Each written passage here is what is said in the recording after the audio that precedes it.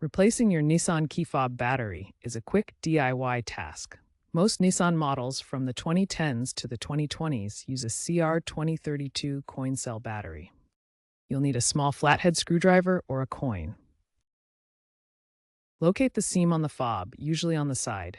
Gently pry it open. Note the battery's orientation before removing the old one.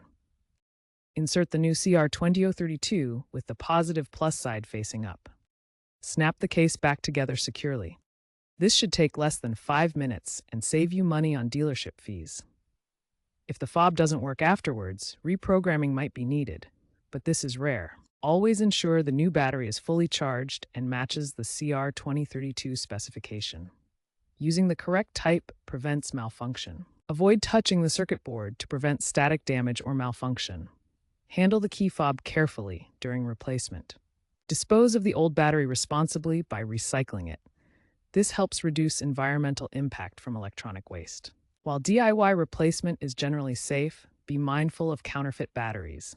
Purchase from reputable sources to ensure quality and avoid shorts. While the open and swap method remains dominant, automotive trends point towards longer-lasting and potentially rechargeable key fobs in the future.